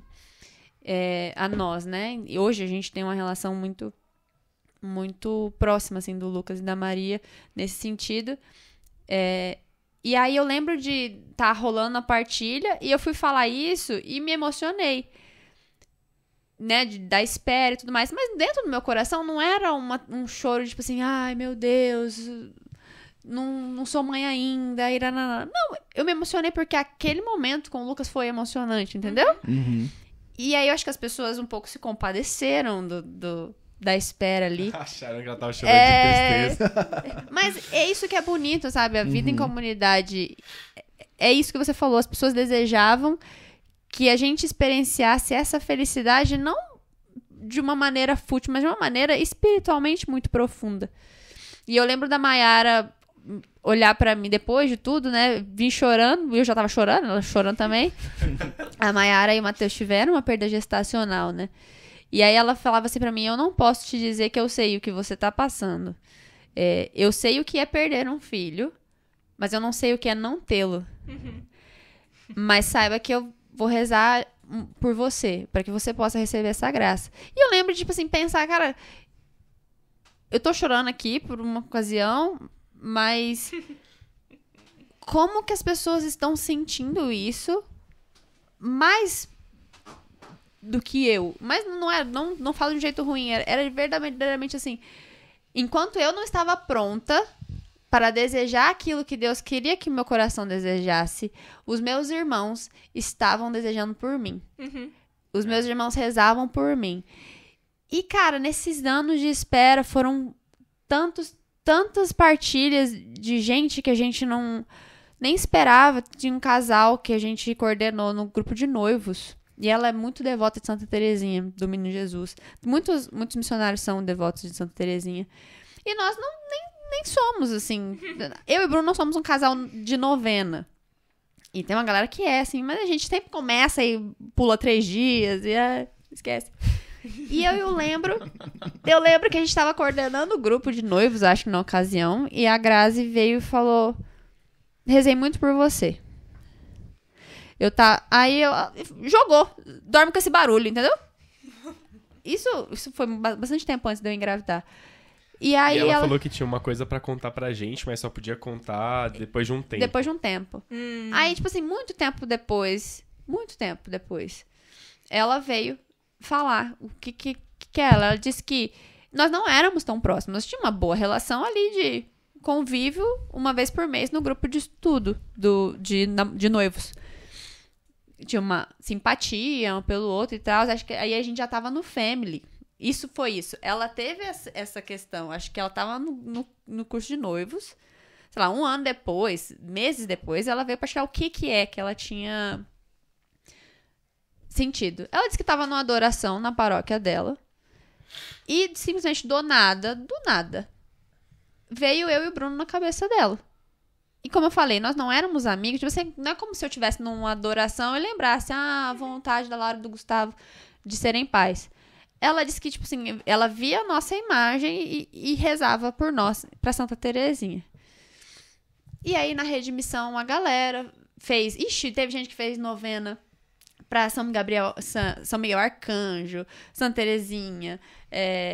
Teve um outro santo também que o padre Patrick falou que era pra fazer... Não, o padre Aderson falou que era pra fazer novena, quem quisesse engravidar. A gente não fez, mas Lucas e Maria Eugênia fizeram.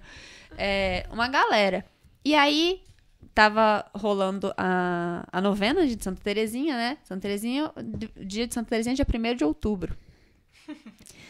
O aniversário da Paulinha dia 3. O meu aniversário dia 3. E aí... o podcast foi dia gravado 29. E aí... Último dia da quaresma de São Miguel. Aí, ó. Que fique claro que... Tudo aí, ó. O céu todo rezando. E aí o G mandou no grupo da missão uma roseira que tinha lá no instituto. Que nunca tinha dado flor. Que ela não tinha dado flor. E ela tava com 2 flores. Tipo assim, do nada, ela tava muito aberta. Tipo assim, um dia ela não tava, aí eu já me falei, deu nele de ir lá ver a rosa. E a rosa tava lá, florida. E aí, voltando, né? Tivemos lá a relação no período fértil, pode ser que... E seguimos a vida. Era pra eu menstruar no final do mês. Lá pelo dia 29. E nada. Mas meu ciclo era muito comprido. Aí eu virei pro Bruno e falei, amor, pode ser que... Né? Aí o Bruno já ficou aqui na expectativa. Quando foi, acho que do dia 30 pro dia 1º, ou do dia 1º pro dia 2... Dia 1º pro dia 2, eu acho. Eu tive muita cólica de madrugada. Aí eu falei, vai descer. Era sempre assim, tipo, vai descer. Aí eu falei pro Bruno, falei, amor, minha menstruação deve descer hoje ou amanhã. Aí eu já falei, já foi. Então. Deve descer hoje ou amanhã e tal. Aí, segui a vida. Mas dia 1º veio e não veio. Normalmente eu tinha essa cólica de madrugada, no dia seguinte eu descia. Ou dava um sinal que ia vir. Não veio. Aí eu... Tá. Se não vier dia 2, eu vou comprar esse teste. Aí não veio. Dia 2 não veio. Aí à tarde eu tava em casa sozinha. Eu falei, vou lá comprar esse teste. No dia do aniversário No dia do meu aniversário eu tava de home office. E aí eu esperei o Bruno sair de casa. Que o Bruno falou, vou fazer um café da manhã pra você e tal. E o Bruno não saía de casa. Eu fui pro banheiro. Com o chinelo dele. Fui pro banheiro. Pra fazer meus testes e tal, escondida lá. Aí eu, cadê meu chinelo? Aí eu, guardando. E tipo assim, nunca tranco a porta do banheiro, né? Aí nesse dia eu tranquei pra não correr o risco. Aí ele, amor, você foi pro banheiro com meu chinelo. Aí eu guardando os trem e tal. Abri a porta, dei o trem pra ele. Aí fiz o teste. Aí foi embora. Aí eu fiz o teste, deu positivo. E o G não tinha falado pra você fazer o teste? Não, ninguém tinha falado. Ninguém sabia que minha menstruação podia estar atrasada. Ninguém sabia. Aí eu tinha uma possível desconfiança porque a gente já sabia que tinha tido ato conjugal no período fértil. Mas eu não fiquei aquele tempo todo, aqueles 14 dias, super na expectativa.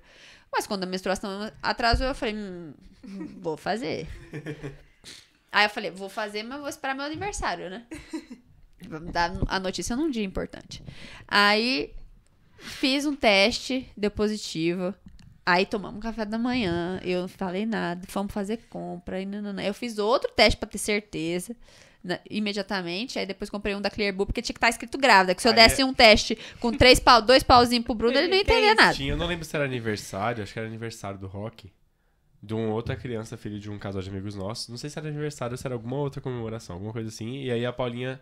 Não era o aniversário de um ano, óbvio, não. Ele ia nascer. É isso, ele tava chegando. E aí a Paulinha, vamos lá, tem que comprar um sapatinho, alguma coisa assim. Esses meio que eu tinha que comprar um sapatinho e aí, pro Rock. Assim, a Paulinha, ela chamou eu e a mãe dela pra ir. E a mãe da Paulinha, quando vai nesses mercados, ela gosta de olhar todas as vitrines de todas as lojas e, tipo assim... E a Paulinha, às vezes, ela é mais objetiva. Então, quando vai só eu, a gente resolve tudo em, sei lá, 20 minutos. Aí, esse dia, acho que a gente ficou já, tipo, 1h30 na feira. E eu já querendo ir embora, já agoniado. E aí a Paulinha, não, mas é porque tem que achar um sapato branco. Eu falei, amor, pega qualquer sapato, só vamos embora. E aí, beleza. Aí eu acho que a gente já pegou um verde. Eu falei, meu, verde tá bom, é menino, vambora e tal, né? Mal sabia eu que esse sapato não era para o Rock, era para fazer a surpresinha. Né? Mas enfim, nem vou entrar em detalhes da surpresa. Eu contei e tudo mais. Foi assim... Eu lembro que eu tenho o vídeo desse momento, né? Eu contei pro Bruno. Aí... A reação dele foi ajoelhar, beijar minha barriga. Eu contei na frente do altar da nossa casa. Ele beijou minha barriga e a gente ajoelhou na frente do altar e a gente rezou ali juntos, né? Acho que nem dá pra ouvir no áudio, mas tá meio cortado assim. Mas foi um momento de tipo assim, Senhor, maravilhas fez o Senhor, sabe? Era isso. Aí depois, durante a gestação, o Magnifica ficava ressoando assim, ó. Maravilhas fez em mim o Senhor. Maravilhas fez em mim o Senhor. E uma coisa que eu acho muito bonita, assim, o meu irmão, né, ele deu uma imagem de Santa Terezinha pequenininha, assim, pra gente colocar no altar. Porque a gente contou essa história, né? Isso. E o Davi, ele tem uma amizade com Santa Terezinha, muito engraçado, assim. Às vezes a gente coloca o Davi pra rezar, tipo, a gente sempre leva ele no altarzinho dele pra gente rezar, né, no quarto dele. E aí tem vez que ele pega a Santa Terezinha e abraça ela, tipo assim, fica assim, abraçadinho. É muito bonitinho. Aí fala, gente, de fato, assim, os santos escolhem a gente, Sim. né? E a gente tem que estar aberto a essa amizade. E é bonito ver que, não só na história de vinda do Davi, mas já nos primeiros anos dele, né? No primeiro aninho dele, ele já tem uma amizade. A gente só não pode atrapalhar. Eu achei engraçado, né? A gente tem que incentivar, mas às vezes a missão do pai é não atrapalhar a espiritualidade do filho. Foi o que o Padre Aderson disse pra gente no batizado do Davi. Ele falou que mais do que a gente conduzir o Davi ao céu, a obrigação dos pais e dos padrinhos era não atrapalhar. Eu achei aquilo tão forte. Porque porque a gente às vezes acha que a gente, por ser pai, e a gente tem domínio completo ali sobre a espiritualidade, sobre o bem daquela criança. E a vontade é essa. Mas a gente vai errar muitas vezes. Mas que Deus não permita que a gente atrapalhe o caminho deles. E a gente também tem a questão de que o sofrimento é ruim, né? E às vezes o sofrimento é pra elevar ele na santidade, né? Total. E um ponto só que porque a gente passou por alguns pedaços que eu achei totalmente relevantes, mas a Laura tinha falado um pouco da alegria das pessoas, né? Quando vocês falaram da adoção também, de como as pessoas vibraram, né? E a Paulinha falou um pouco também da tristeza, né? De como, assim, é muito bonito ver na Rede Missão que, de fato, a alegria de um é de todos. Tipo, quando a gente recebe uma graça, a galera comemora mesmo. Quando a gente recebe uma coisa triste, a gente também realmente fica com pesar, né? E no dia que a gente anunciou a gravidez da Paulinha, cara, foi maluquice total, assim. Sim. E eu lembro também que quando a Laura anunciou, foi muito... Tipo, né? Uhum. E isso é muito bonito, eu tava indo trocar massa. o Davi. Eu tava ouvindo o Jerônimo lá no fundo. Aí eu tô indo trocar o Davi. Acho que eu tinha desabotoado o bodezinho dele. Aí o Jerônimo contando, falando, não sei o quê. Que tantos meses atrás se abriram a adoção. Eu levantei na hora. Ai, meu Deus! Aí veio a notícia. Meu Deus, final de Copa do Mundo, cara. Mas, assim, eu vou só contar um pouquinho como é que foi a nossa, mas eu queria que vocês contassem também, né? Tipo, até pra saber de como é que foi essa reação de vocês, né? Mas, tipo, eu tava tocando na missa, né? Foi e mesmo. aí eu tentei descer, que era lá no Instituto, ela ficava no mezanino, né? Então eu tentei descer meio que rapidinho assim e tal. Aí eu olhei lá pra E cima vocês tava... foram de carona com a gente. Isso. Aí, velho, foi muito E eu bom. dormindo no carro. Era mesmo, tava mesmo. Foi mesmo. E aí, tipo assim, eu tentei descer, a hora que eu vi a galera do núcleo de música já, tipo assim, ué, o que você tá fazendo aí embaixo e tal? Aí a gente contou, e tipo assim, aí aquele mar de gente chorando e tal, aí fizeram uma Foi bem fila pra bonito. abraçar a gente, foi muito massa, assim. Foi bem bonito.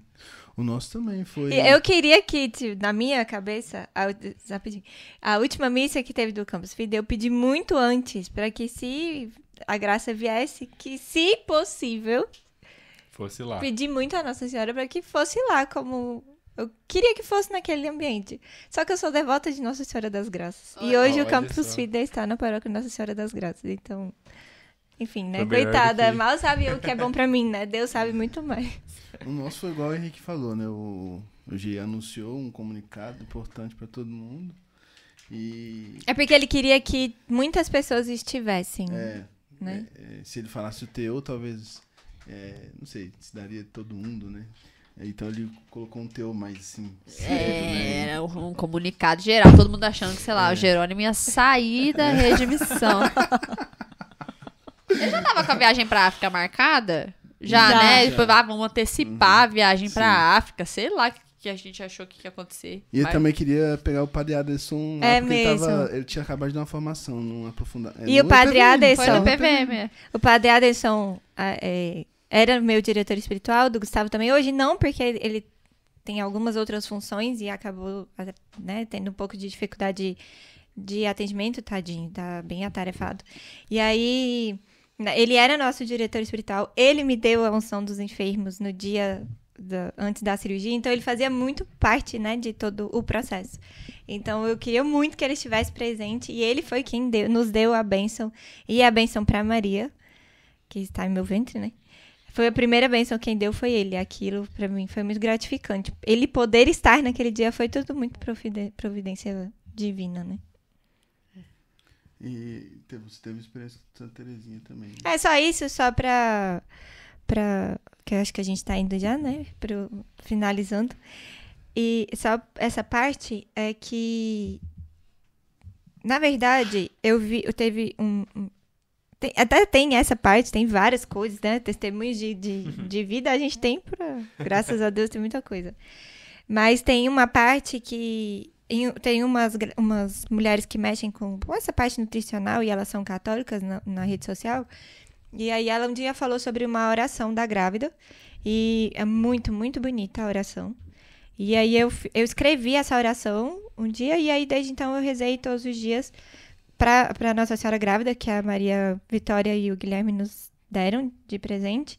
E eu rezava todos os dias para aquela Nossa Senhora. E a oração fala muito sobre, se não for para eu receber esse dom da maternidade, se a minha santidade é através de outra vocação, né, que não seja essa da maternidade, então, através desse dom, então que Deus me acalentasse meu coração. E também das mães que já perderam seus filhos e tudo mais. E essa oração, ela fazia também não só para Nossa Senhora das Graças, mas ela também fazia para Santa Terezinha. Essa nutricionista específica. E aí eu anotei essa oração, inclusive essa oração, eu achei ela esses dias para trás, toda suja, molhada, porque já fazia muitos anos que eu rezava. E inclusive a gente vai colocá-la no quartinho da Maria. E aí depois disso, qual foi a experiência que você tá falando específico da Maria? Da Thaís? Da Rosa. Uhum. E aí a Thaís, que também é do Campus Fidei, esposa do Carlos, missionária do Campus Fidei, ela, antes um pouco dela engravidar, a gente partilhou muitas coisas. No dia dessa partilha, eu partilhei outras coisas, contei a ela que eu tinha feito uma promessa, caso o nosso filho fosse homem, algum dia que eu engravidasse. Eu tinha feito uma promessa para São Rafael, que por ser a questão da cura da endometriose, né? Da infertilidade e tudo mais. Então, se fosse homem, seria Rafael. Então, eu tinha 100% de certeza que era homem por isso.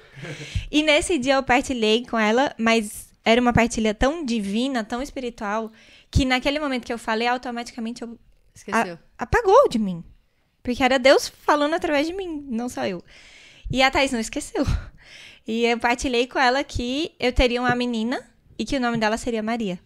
E a gente estava falando muito sobre Nossa Senhora, a nossa devoção a Nossa Senhora. A Thaís é muito devota de Nossa Senhora.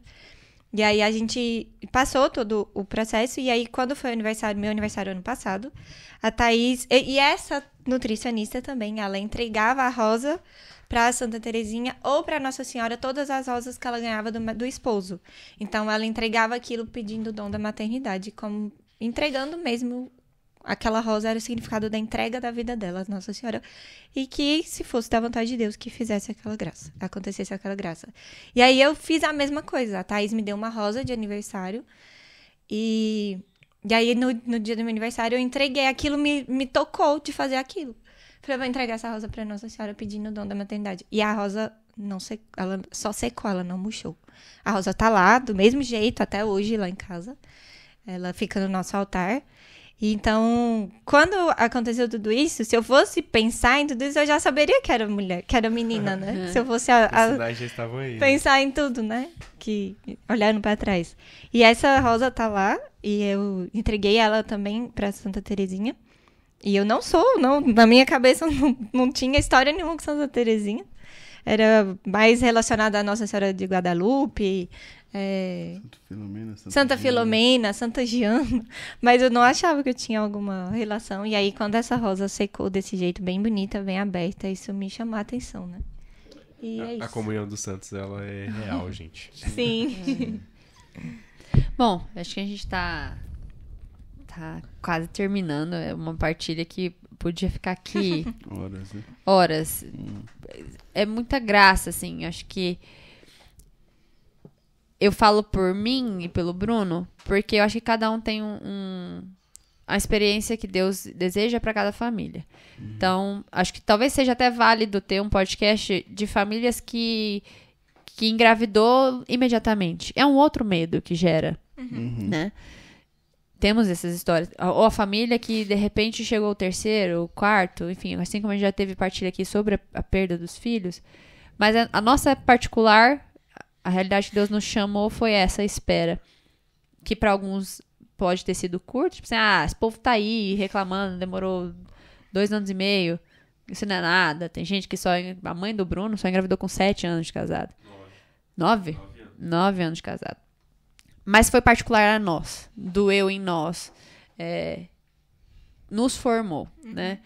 E pra mim e pro Bruno, assim, eu digo que foi providencial. Deus sabe mais do que a gente, né? Ele sabe exatamente o que a gente precisa. E eu precisava disso. Eu precisava aprender a ser mãe. Eu precisava desejar a maternidade. Eu precisava abrir meu coração. A gente precisava guardar dinheiro. A gente precisava se preparar enquanto ser humano também. Se formar, assim. E Deus, eu acho linda a pedagogia divina, assim. A gente precisava exatamente do que precisava para o Davi chegar exatamente no momento que ele chegou. Sem apressar nada, pra gente poder viver aquilo com as dificuldades e as alegrias que aquilo chama. E hoje, olhando, assim, olho, tenho meu filho no meu colo com 1 ano, lindo. Davi é lindo. Vestido de reizinho no aniversário dele. Foi uma coisa louca. É um dos poucos que eu permito, né? No futuro ter alguma coisa com a Mari. Lá pelos 20, né? Lá pelos... Mas Os antes 30. ela vai tentar outra... O Carmelo. O Carmelo, com Entendi. certeza. Se ele sair do seminário, aí quem sabe. Tá. Mas enfim, hoje eu contemplo, assim, no aniversário de 1 ano do Davi, eu contemplava isso. Que maravilha, que graça, que momento específico da minha história e do Bruno, a chegada do Davi foi providencial, sabe? E como foi... É bonito você parar e não... Porque assim, a gestação, o parto, o puerpério, ele pode te tirar do eixo. Né? Pô, a Laura passou muito mal no começo. A gente facilmente perde a visão espiritual. Mas essa é a graça do matrimônio, porque quando eu perco, o Bruno me lembra, e quando ele perde, eu lembro. Sim. E a vida em comunidade faz isso, como eu falei, né? Às vezes nossos irmãos anseiam por nós. Parece que Deus coloca no coração deles o desejo que ele quer que a gente tenha no nosso para que eles intercedam por nós. E eu sei, olhando pra trás, tenho 100% certeza que eu e Gustavo, se a gente passasse pelo que nós passamos agora e eu passei em relação à gestação, teria sido muito mais difícil há 4 anos atrás, há 1 ano atrás. Então Deus nos preparou pra tudo isso e pra tudo que a gente ainda vai viver, né? E é interessante ver também como que a nossa ótica da vida mudou, né? É interessante porque quando eu e a Paulinha a gente vivia só nós dois, assim, no matrimônio, a dinâmica da casa era de um jeito. E eu digo assim, não só depois que o Davi nasceu, mas já na gravidez, né? Já muda muita coisa. As preparações para a vinda, de arrumar quartinho, de já pensar, sei lá, os planejamentos também do futuro, né? E muita coisa muda na questão de maturidade. Tipo, eu e a Paulinha, a gente vivia falando, cara, não dá pra gente continuar com esses vícios, porque a gente não quer que o Davi veja a gente fazendo algo que ele vai espelhar de ruim. Então a gente não pode manter isso. A gente tem que mudar, né? E aí vocês estão passando, né? Meio que por isso também, né? Algumas adaptações, sem dúvida. E prioridades que antes eram prioridades, hoje a gente nem lembra mais. Buscando desapegar de Instagram, celular, ter uma vida de oração mais fecunda, ter uma vida intelectual um pouco melhor também, ter o hábito de ler livros, né? Mais do que a gente já tem na rede, que a gente tem uma certa obrigação. Uma prática. Uma prática, uma certa rotina de leitura, então aperfeiçoar mais essas coisas, ter mais paciência e tudo, né? Para ir chegando também. A questão financeira, tudo. E Deus vai agraciando, vai dando a bênção, a graça dele aos poucos. Para essa chegada. A gente não falou, mas a Laura tá Entrei no 5º mês. No 5º mês, tá 18 semanas. Amanhã entro na 19ª semana de gestação. Semana, e a Maria em novembro tá...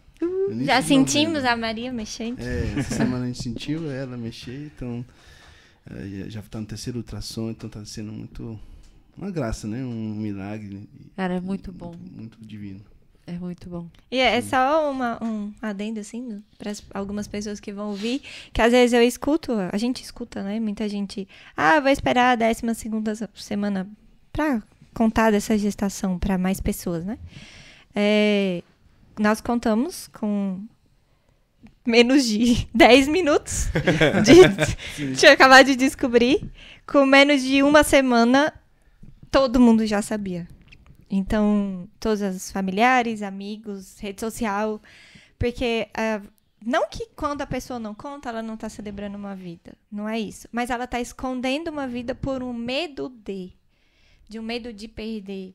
Eu acho que a gente não tem que dar o valor ao medo maior do que a confiança que a gente tem em Deus. Deus mandou aquela vida. Se ele tirou aquela vida e levou ela antecedeu ao céu, é uma graça divina. Se ele manteve na terra, é uma graça divina. E quem manda é ele. Ele é o autor da vida, não sou eu, não é o Gustavo. Não é o que eu faço, não é para quem eu deixo de contar, ou para quem ou quando eu vou contar. Então, eu às vezes me dói ver as pessoas escondendo uma vida pelo medo. Isso é medo, não tem outra alternativa. Então, a gente contou e tá aí. A Maria tá aí. Diferente, às vezes, de uma proteção, né? Por exemplo, a gente mesmo, a Paulinha... Nem tudo a gente posta do Davi. Sim. Porque existe, de fato, uma questão de proteção em algumas coisas.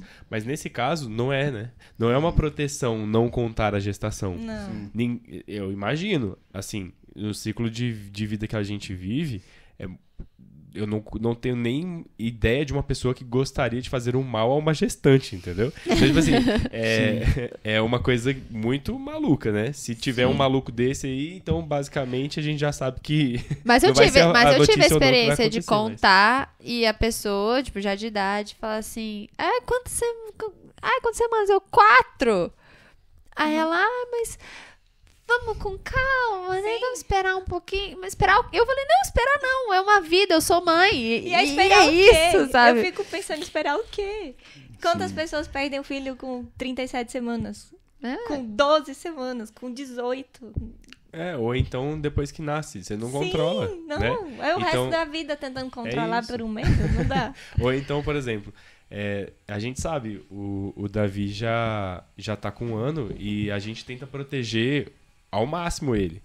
Mas existem coisas que não estão no nosso controle. Então, o que a gente faz? Confia em Deus. E se a gente confia depois que nasceu, não faz sentido não confiar enquanto ele está sendo gerado, né? Desde agora a gente não pode atrapalhar Exatamente. a busca da santidade dessa então, criança. É isso, que nós saibamos celebrar desde o momento Da em concepção. que já é vida, que é a concepção, né? Da infusão da alma.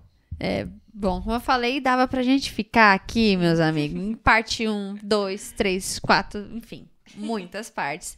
Mas eu acho que a gente conseguiu uma partilha muito, como eu falei, né? Uma partilha de coração rasgado, assim. Muito rica. Com amigos do nosso coração, a mais do que irmãos, né? Nós somos amigos, partilhamos as dores e hoje partilhamos as alegrias e a vida inteira será assim. Mas antes da gente terminar, brevemente, queria que vocês deixassem uma mensagem, um recado final. Vamos começar, Laurinha. Enfim, às vezes a gente não... Às vezes não sempre, né? A gente não sabe o que Deus tem preparado para nós, para o futuro. E nunca vai ser do jeito que a gente deseja. Porque o que a gente deseja não é buscar o céu. Mas a gente não quer passar pelas dificuldades que é para chegar ao céu, né? E chegar ao céu nos custa. Porque, afinal de contas, a gente vai chegar num lugar muito maravilhoso. Para chegar lá, a gente precisa estar totalmente limpo. E para isso, Deus está nos moldando, né? Então, que a gente aceite as provações, as dificuldades, as alegrias e nos entregue totalmente, né, a essa vontade de Deus na nossa vida. E pare com a ansiedade, com o medo, com querer fazer da nossa vontade, que a gente falou muito aqui, né, que às vezes a gente faz a nossa parte, quer que Deus faça a dele. A vontade de Deus, ela tem que prevalecer. Então, que a gente se atente a isso, porque isso nos leva ao céu. E isso é o que a gente está aqui na Terra para isso, né? Eu diria algo parecido em relação à fé também, né? Ter fé até o final, assim, não desanimar se Deus manifestou a favor daquilo, né? Continuar até o fim, né? Ter persistência na fé, por mais difícil que seja, porque a fé não tem limite, ela não depende do seu bom humor, do seu mau humor, da chuva, do sol. A fé é intacta, né? Deve ser intacta, independente do que aconteça, por mais difícil que seja aquilo, né? Então a gente precisa sempre estar... É lógico que tem momentos de fraqueza. Eu tenho situações na minha vida que eu não tenho tanta fé como eu tive em relação à concepção do filho biológico, né?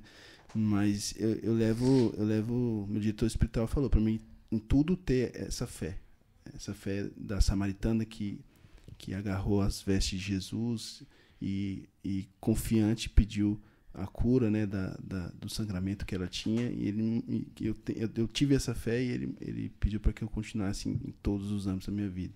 É um desafio, mas eu preciso sempre conseguir. Então é isso, a mensagem é essa: ter fé até o final, até o último segundo. Que se Deus prometeu, também cumprirá, né? Isso. Amém.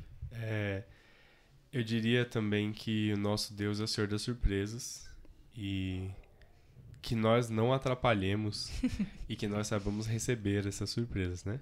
E você e o ouvinte, fica com a gente aí um tempo, que daqui a pouco a Maria e o Davi vão estar compartilhando aqui também. Se Deus quiser. Isso também. Bom, eu estou contempladíssima na palavra dos meus irmãos. Mas diferente um pouquinho, eu acho que eu quero abrir esse espaço que Deus pede no meu coração para agradecer. Agradecer profundamente aos nossos irmãos de missão, aos amigos do Campus Filho, enfim, todos aqueles amigos que sonharam esse sonho por nós. Quando a gente não sabia que Deus estava colocando esse sonho no nosso coração, às vezes Ele colocou no coração de outras pessoas. E, meus irmãos, obrigada. Obrigada. Hoje eu digo, olhando nos olhos de vocês três, querendo olhar nos olhos de cada um dos meus irmãos da missão, que rezaram, que desejaram, que louvaram a Deus, que celebraram a chegada do Davi e da Maria. E tem sido uma experiência de fraternidade mais profunda que eu já experienciei. E essa alegria realmente foi entender que a nossa alegria é a alegria de todo mundo. Então, eu, nesse finalzinho de podcast, No aniversário do Davi, a vontade era chamar todo mundo. Não foi possível. Mas é por isso. Aquela igreja tremendo, vibrando com o anúncio, é uma imagem que eu vou levar pro céu, assim. Eu toquei o céu aquele dia. Eu toquei o céu o dia que eu vi o coração do Davi bater pela primeira vez. Eu toquei o céu, a cruz e o céu no dia do parto. Mas eu toquei o céu no dia que os meus irmãos fizeram uma capela tremer, celebrando a chegada do meu filho. Então, obrigada, Rede Missão. Obrigada, amigos da Rede Missão. Obrigada, família. Eu amo vocês. Nosso filho é um sonho de Deus realizado, assim, nossa. Mas eu não tinha como terminar esse episódio sem chorar, né? Porque muito, muito emocionante. Mas é isso, meus queridos ouvintes. Muito obrigada por estarem aqui, por terem escutado pacientemente, docemente essa partilha tão profunda. E desejo que Deus alcance o coração de cada um. Obrigada aos nossos colaboradores, que eu esqueci de falar no comecinho, mas são eles que financeiramente permitem que essa obra aconteça, né? Então, obrigada. Você que deseja conhecer mais o Campus Fidei, entra lá no nosso Instagram, @CampusFidei. Você vai ficar sabendo quando a gente tiver aprofundamento, quando tiver novos textos no blog, quando tiver novos episódios, enfim, tudo. E também como se tornar um benfeitor daqui da Rede Missão e nos ajudar financeiramente. Agradeço ao meu amado esposo, aos meus irmãos e cada um de vocês que está aqui até agora. Fiquem com Deus. Santa Teresa de Calcutá. Rogai por nós.